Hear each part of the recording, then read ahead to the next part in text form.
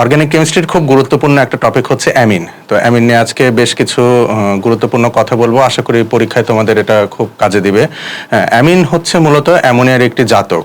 অ্যালকোহলকে যেমন আমরা পানির জাতক বলে থাকি, অ্যামিন ঠিক একইভাবে হচ্ছে অ্যামোনিয়ার জাতক। তো অ্যামিনের ক্ষেত্রে আমরা রিলেটিভ বেসিসিটি অফ অ্যামিনস এটা নিয়ে আসলে শুরুতে একটু কথা বলি। অ্যামিন মূলত 3 প্রকার হয়। যদি অ্যালিফেটিক অ্যামিন হয় 1 degree, 2 degree and 3 degree amines, along with আমরা অ্যারোমেটিক অ্যামিন যেটা বলে থাকি অ্যানিলিন রয়েছে আর অ্যামোনিয়া তো রয়েছে। তো এই কয়টা কম্পাউন্ডের মধ্যে যদি আমরা রিলেটিভ বেসিসিটি আলোচনা করি তাহলে কার ক্ষারত্ব সবচেয়ে বেশি হবে বা কার বেসিসিটি সবচেয়ে বেশি হবে।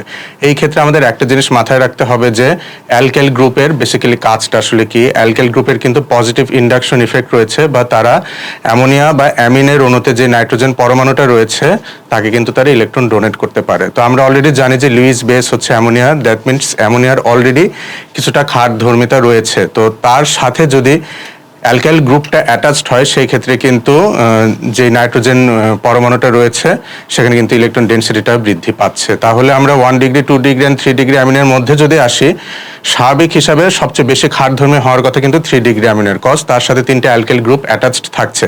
কিন্তু এখানে একটা বিষয় ঘটে, আপনি দেখবেন যে নাইট্রোজেন পরমাণুতে যে মুক্তজোড় ইলেকট্রনটা রয়েছে তার সাথে যদি 3টা অ্যালকাইল গ্রুপের ডোনেটেড ইলেকট্রন একসাথে একীভূত হয় সেক্ষেত্রে তাদের মধ্যে একটা বিকর্ষণ বল কাজ করবে, যার জন্য তাদের রিলেটিভ বেসিসিটি কিন্তু যতটা এক্সপেক্টেড তার থেকে বেশ কিছুটা কমে আসবে। সেই ক্ষেত্রে 2 ডিগ্রি অ্যামিনের ক্ষেত্রে আমরা ক্ষারত্ব সবচেয়ে বেশি পেয়ে থাকি, 1 ডিগ্রি অ্যামিনের ক্ষেত্রে আর একটু কম। তাহলে আমরা যদি 1 ডিগ্রি, 2 ডিগ্রি অ্যান্ড 3 ডিগ্রি অ্যামিনের রিলেটিভ বেসিসিটি নিয়ে কথা বলতে চাই তাহলে সবচেয়ে বেশি ক্ষারধর্মিতা পাবো আমরা 2 ডিগ্রির, তারপরে 1 ডিগ্রি, তারপর 3 ডিগ্রি।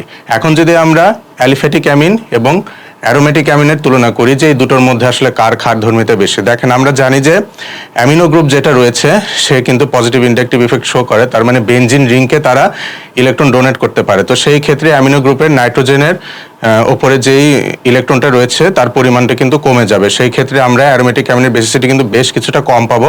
পক্ষান্তরে অ্যামোনিয়ার ক্ষেত্রে যে নাইট্রোজেন পরমাণুটা রয়েছে তার এইখানে কিন্তু অ্যাজ ইট ইজ মানে মুক্তজোড় ইলেকট্রন যেটা ছিল সেটা কিন্তু থেকে যাবে।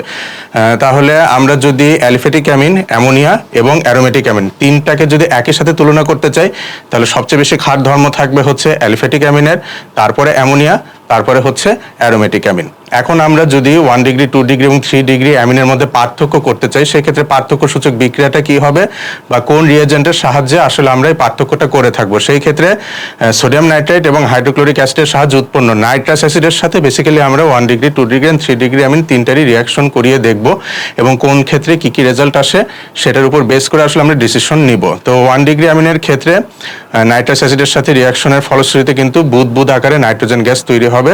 তো যখন আমরা বাবলস ফর্মেশন দেখতে পারবো তখন থেকে কিন্তু আমরা ইজিলি বলতে পারবো যে দ্যাট ইজ 1 ডিগ্রি অ্যামিন। এখন যদি আমরা 2 ডিগ্রির ক্ষেত্রে আসি, 2 ডিগ্রি অ্যামিন কিন্তু নাইট্রাস অ্যাসিডের সাথে বিক্রিয়া করে একটা অয়েলি নাইট্রোসো অ্যামিনের লেয়ার তৈরি করে।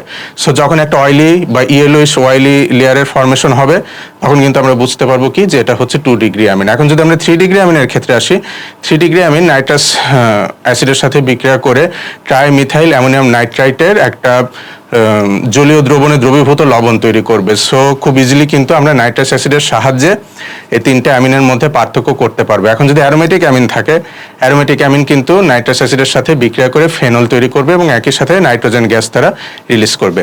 তো আশা করি অ্যামিন সম্পর্কে গুরুত্বপূর্ণ ইনফোগুলো পরীক্ষায় কাজে লাগবে। নেক্সট ভিডিওতে আরও কিছু গুরুত্বপূর্ণ টপিক নিয়ে সবার সামনে হাজির হব। ধন্যবাদ।